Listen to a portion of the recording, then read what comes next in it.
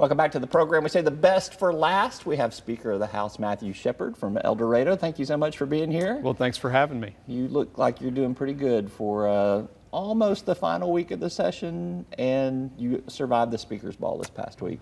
Yeah, we're winding it down and had the Speaker's Ball on Thursday night, and that's always a fun time, and it's a good time usually at the end of the session for everybody to have a good time and have their families up and other things. So it was a great evening. Before we talk about hardcore policy here, I got to go back to something a little earlier in the session here. I need to understand how the House of Representatives folded in the basketball game, the Hoops for Kids' Sake this year, that big halftime lead, and you gave Dismang and all those senators an opportunity to brag for another year. I know. I mean, that's really the great disappointment of the session. It was a monumental collapse there in the second half, and I felt like I had a pretty good first half. I scored some points, and then our Representative Servillo, our coach, as it is, decided that my playing time needed to be reduced. So anyway. That explains it right there. So, all right. Anyhow, good fun and a great cause, and anyhow, that would be fun to watch. All right, let's talk about what happened this past week in the session. The Arkansas Works vote popped out with 75 votes, the Medicaid funding did. And I think people were generally surprised. I had run into you earlier in the week, and I told you that getting from 52 to 75 surprised me that it moved that quickly. What moved members so fast? I think having a little more time and having the opportunity to hear from the governor. Some wanted to hear from the governor, get a little more information, hear from DHS on some of the ramifications that were involved, and also having a little more time to digest the court's opinion from the previous week. But I was very confident that we would get from 52 to 75, and I think that was I think it was the right move, just in terms of continuing forward with the appropriation, irrespective that there's differences related to the policy and maybe some different ideas. But at this point, I really felt like it was the right move, and I was glad to see that the membership agreed. In true Robbie Wills as Speaker fashion, you did not have a vote to spare there. I mean, you got right at 75. I remember that tobacco vote that in his speakership was at 75. Well, obviously you'd like to get as many votes as possible, but I kind of joked with some people that we didn't waste any extra votes there. You get what you need and move on. But really, it was and it was not. It wasn't like it was a hard sell necessarily. I mean, there are differing opinions on it, but really, in terms of moving from 52 to 75, even leaving last Friday after that initial vote, I felt like we would get there on Tuesday. Yeah. What is the conversation, I guess, among members, and it may be diverse, as to where things will go going forward now that they've had a chance to hear from the governor and that they've had a chance to digest maybe that legal opinion somewhat.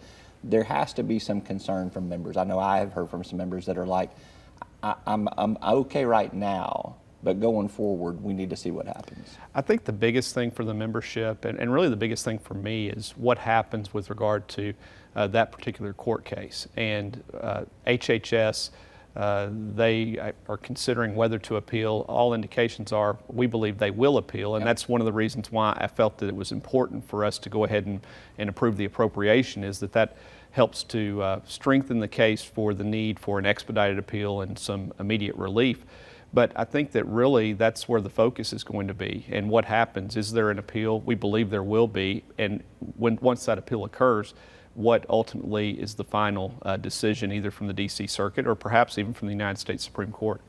So preview what happens this next week. You get to land the airplane by the end of this next week right here. The Revenue Stabilization Act is really the biggest thing that's still on the budget there. That's right. So this coming week, we hope to take up the Revenue Stabilization Act, and I feel like that's pretty straightforward at this point. That's something that the membership will have an opportunity to look at over the weekend and into the beginning of the week.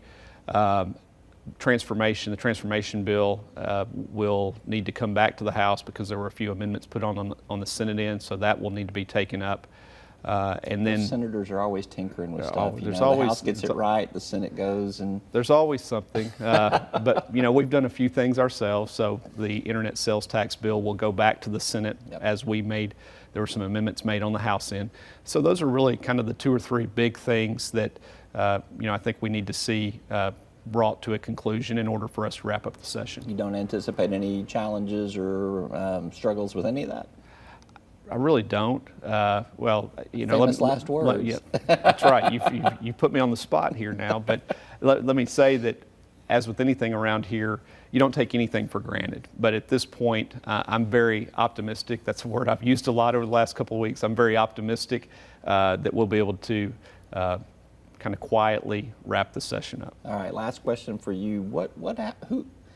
Nobody likes to get you out of there before your time is done. Are you thinking about running for speaker again? Are there other people that are talking about running for speaker? Well, I mean, there's been different discussions, and there have been some of the members that have approached me about considering whether to come back and attempt to serve as speaker again. And I've told them that I would consider it. My focus right now is on the session, and that's what I've always said, is that first and foremost, my focus is on the session, and that's the way I've approached serving as a state rep, one day at a time. And so we'll see what happens as things move forward. A definite maybe is what you're telling me. Well, maybe. All right, Matthew Shepard. Thank you, Roby. Good to have you with us, and thank you so much, and great leadership this session. Thank you. I appreciate it. That is all for this edition of Talk Business and Politics. I'm Roby Brock. We will see you next time.